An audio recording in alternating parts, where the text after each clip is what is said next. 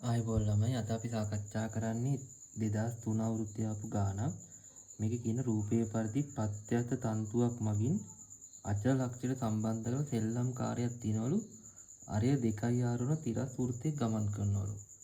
කියන්නේ සෙල්ලම් කාර්යය හයි කරලා තියෙන ප්‍රත්‍යක්ෂ තන්තුවක්. කියන්නේ තන්තුව ඇදෙනවා. මෙහෙම අපි මෙතන කේන්ද්‍රය ගමුකෝ. මෙහෙම කාර් එකක් යනවා මේ වගේ වෘත්ත චලිතයක. හරි අරය 2R. හැබැයි මේක ඇදිච්ච නැති දිග තමයි R කියන්නේ. එහෙනම් මේක R ප්‍රමාණය ඇදිලා තියෙන්නේ. නමුත් මේක දැන් යන වෘත්තය හරිය තමයි 2R. ඊළඟ අවස්ථාව කියනවා තිරස් වෘත්තයේ ගමන් තිරස් වෘත්තය කියන්නේ ප්‍රත්‍යස්තන්තුවේ නොඇදී දිග සිම්පල් R වේ කාලාවර්තයේ T-ලු. ඒ කියන්නේ එක වටයක් යන ගතන කාලය T-ලු. හරි. කාර්ය අරය 3R වන වෘත්තයක ගමන් කරනකොට ඊට පස්සේ එහෙනම් මේක අරය තව වැඩි වෙනවා. තන්තුව ඇදෙනවා තව ටිකක්. මේක 3R කියලා ගමුකෝ. හරි එහෙම යනකොට වේගය වැඩි කර ගන්නාලාදී තන්තුව හුක් නීමේ පිළිපදින්නම් ප්‍රතිරෝධී වලින් නොගෙනී හැකියයිද උපකල්පනය කළ විට කාර්යයේ භ්‍රමණ කාලාවර්තය අහනවා. අලුත් කාලාවර්තය T1 කියලා ගමුකෝ අපි. මෙතන කාලාවර්තය T ලු මෙතන එක තමයි අහන්නේ. ඒතර මේක තිරස් වෘත්තයට යනවා කියන අපි බල ලකුණු කරමු. ඒතර මෙතන බරයි අබිලම් ප්‍රතික්‍රියා තියෙන්නේ තලයේ ලම්බකව. ඒ වැඩක් නෑ ලකුණු කරලා. තිරස් වෘත්තේනේ යන්නේ. ඒතර මෙන්න මෙතන තන්තුවෙන් ඇති වෙනවා මේ පැත්තට ආතතිය අපි T1 කියලා ගමු. මෙතෙන්දි තන්තුව ඇතිනෝ T2 කියලා ආතතිය. මෙයාගේ කාලාවර්ත සමාන අසමානින්ද මේවා කෝණික ප්‍රවේග සමාන නෑ. මෙයා අපි ඔමේගා කියලා ගමු. මේක ඔමේගා 1 කියලා ගමුකෝ. කෝණික ප්‍රවේගත් මේවා අසමානයි. එහෙනම් අපිට වෘත්තචලිතය ගානක් හදන්න පුළුවන්. කේන්ද්‍රය පැත්තට දාන එක සමානයි MA. ඒතර මේක කේන්ද්‍රය ඕනේ. අපි දාමු O දෙසට දාන එක සමානයි MA. MA ලියනකොට මෙන්න තොරණේ ලියා ගන්න ඕනේ. ආකාර තියෙනවා 3ක් විතර නේද? අතට මෙතන T නේ අපිට ගාව ගන්න ඕනේ. අපිට ඒතොර AR ලියන්න පුළුවන් කේන්ද්‍රය පැත්තට ඕන V වර්ගය බෙදීම R. නැත්තම් R ඔමේගා වර්ගය. නැත්තම් V ඔමේගා. ඒතර කාලාවර්තය ගාවන්න පුළුවන් මෙන්න ඔමේගා ගාවලා ලියාගත්තොත්. ඒකෙන් අපි තොරණේ ලියනවා F සමානයි M R ඔමේගා වර්ගය. එහෙනම් මේ පළවෙනි අවස්ථාවට ගැලපෙන ලියුවොත් මෙතන කේන්ද්‍රය පැත්තේ බලය තමයි T1 කියන බලය. ස්කන්ධය M කියලා ගමු. මෙයා දැන් වෘත්තයේ හරය තමයි 2R. කෝණික ප්‍රවේගය අපි ඔමේගා කියලා ගමු. ඔමේගා ලියන්න පුළුවන් අපට 2ක් ෆයි බෙදීම T කියලා නේද? ඒකත් ආදේශ කරලම ගමු. ඒ වගේ මෙන්න මේ ආතතිය ලියන්න පුළුවන් මේක හුක් නීමේ පිළිපදිනවලු. හුක් නීමේ කියන්නේ F සමානයි KX. F කියන්නේ බලය. ඒ කියන්නේ x දිගක් ඇදෙන්න අවශ්‍ය බලය තමයි F කියන්නේ. K කියන්නේ දුරු නියතය. දැන් මෙන්න මේ පළවෙනි අවස්ථාව ගත්තොත් මේ තන්තුමත් තියෙන බලය T1. බලය T1. අපි දුරු මේ ප්‍රත්‍යස්ථා නියතය දන්නේ K කියලා ගමු. දැන් මේක ඇදිලා තියෙනවා. ඇදිච්ච දේ තමයි x කියන්නේ. ඇදිලා තියෙනවා.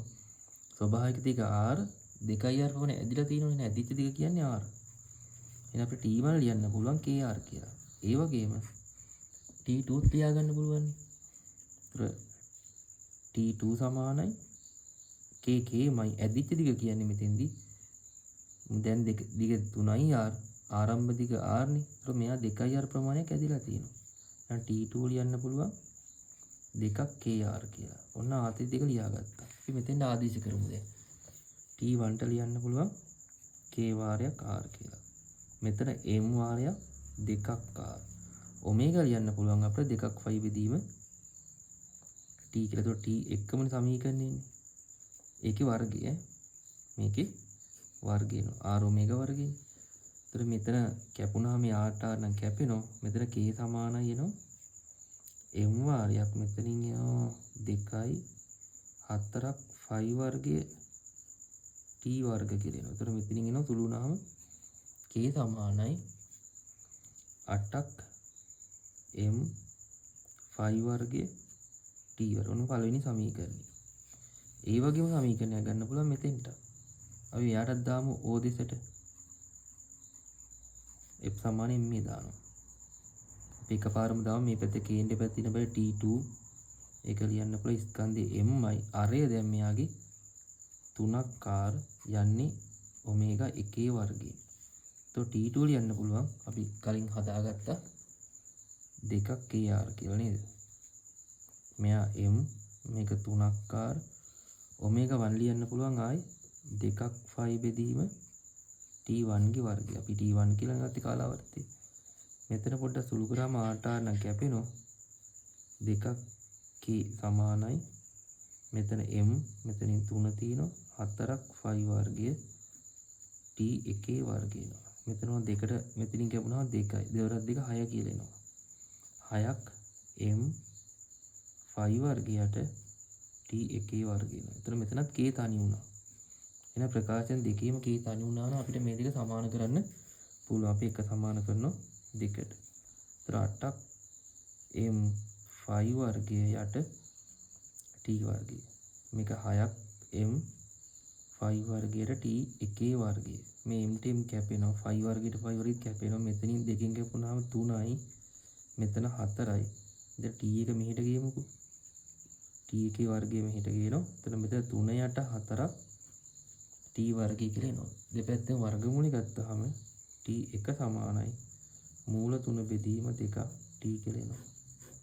ඔය ගානක් අදින තියරිය දාලා තමයි මේ ගාන හැදුවේ. මීට වඩා කිටිකමක් තියෙනවා.